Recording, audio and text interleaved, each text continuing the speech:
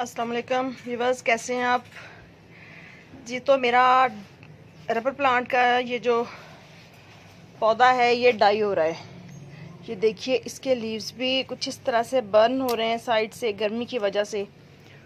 और कल शाम से मैंने नोट किया कि इसके जो लीव्स हैं ये स्टैंड नहीं है। जिस तरह से ये वाला रबर प्लांट स्टैंड है उस तरह से इसके लीव्स नहीं है। इसके लीव्स मुझे कुछ ढलके ढलके से फील हो रहे हैं।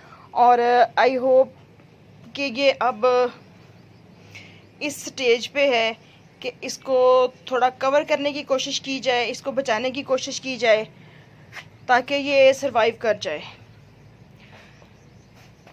तो ये देखिए, इसके लीव्स खुद ब खुद गिर भी रहे हैं, जबकि माशाल्लाह बहुत ही घना और बहुत खूबसूरत प्लांट था। और ये देखें, इसके बेस में केचुए भी हैं इसकी मिट्टी के अंदर। ये जो इस तरह की मिट्टी होती है ना, ये दायरे दायरे से बने हुए होते हैं छोटे छोटे से, तो ये केचुए हों तो फिर मिट्टी इस तरह से होती है।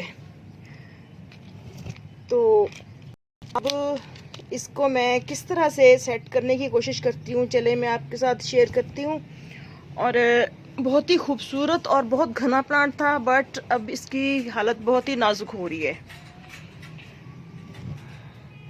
तो अब मैं इसके अंदर सैंड, कोकोपीट और काउडंग कंपोस्ट शामिल करूँगी। थोड़ा सा मिट्टी इसकी ऑलरेडी भलवाली है और काफ़ी बेहतर है।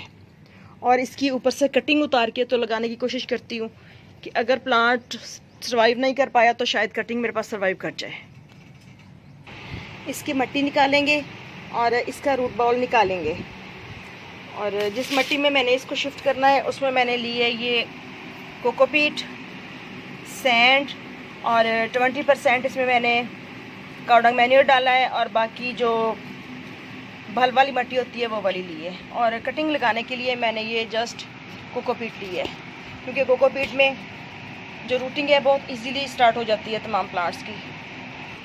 मिट्टी निकलने के बाद समझ आई है कि ऊपर तो हल्की हल्की भल वाली मिट्टी फील हो रही थी, लेकिन ये देखिए जब मैंने रूट बॉल निकाला तो ये बिल्कुल बंधी हुई मिट्टी है, ये देखिए। और रूट्स भी काफ़ी बड़ी हो रही हैं इसकी। तो अब मैं इसको चिकनी मिट्टी को ज़रा हल्का कर दूंगी और इसके रूट बाउल को नरम मिट्टी में ट्रांसप्लांट करूंगी। ये देखिए, इसके अंदर केचुए, ये देखिए, ये नज़र आया आपको? तो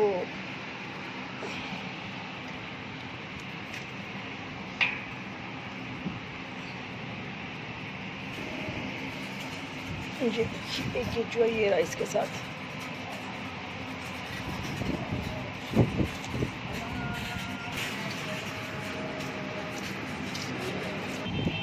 ये जो सॉइल मिक्सचर बनाया है हमने, इसको हाफ से कम कर लेना है पॉट, और ऊपर रख देंगे हम प्लांट को, और बाकी सॉइल मीडिया इसके ऊपर डाल देंगे। इस तरह से ऊपर हमने मिट्टी डाल के तो प्लांट को दोबारा सेट कर दिया है, और सपोर्ट के लिए ये जो स्टिक साथ लगाई हुई थी उसको भी दोबारा मर्ज कर दिया है साथ। और अब हम इसके अंदर एक दफ़ा भर के पानी डाल देंगे।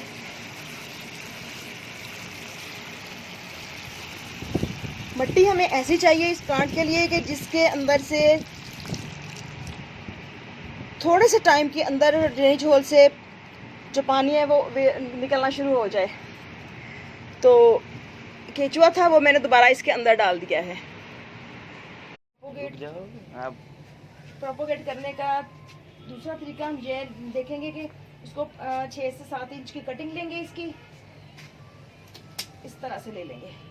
ये अपने लीव दोबारा निकाल लेगा, और ऐसे ही हम इस वाले प्लांट को कट कर लेंगे।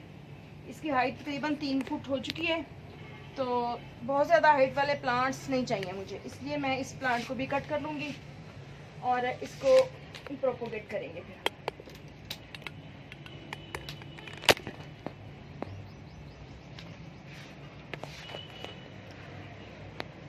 अगर आप चाहें तो इसको एज इट इज़ लगा सकते हैं, और ये जो मिल्क निकल रहा है ये इरिटेशन भी कर सकता है आपके, इसलिए इसको साथ के साथ साफ़ करते जाएं, या इसको पानी में रख के, तो जब तक ये निकल रहा है पानी चेंज करते रहें इसका।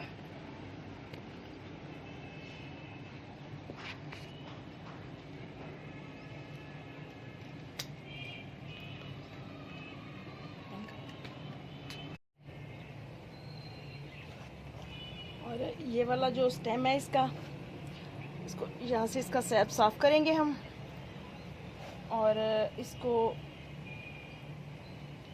एज़ इट इज़ ग्रो करने की कोशिश करते हैं, बट ये लीव थोड़े कम कर लेते हैं।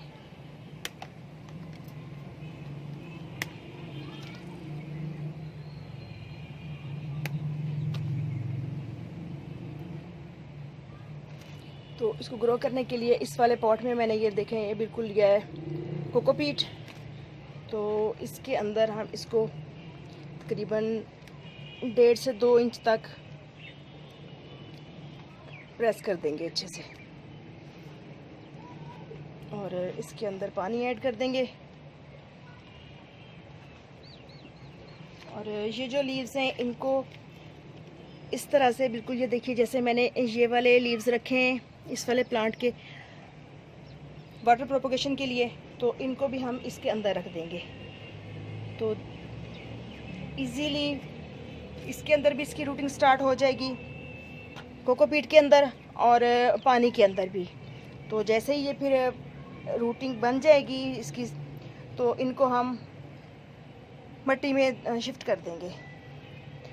तो ये मैंने एक छोटी सी कोशिश की है अपने डाई होते हुए प्लांट को सेव करने की।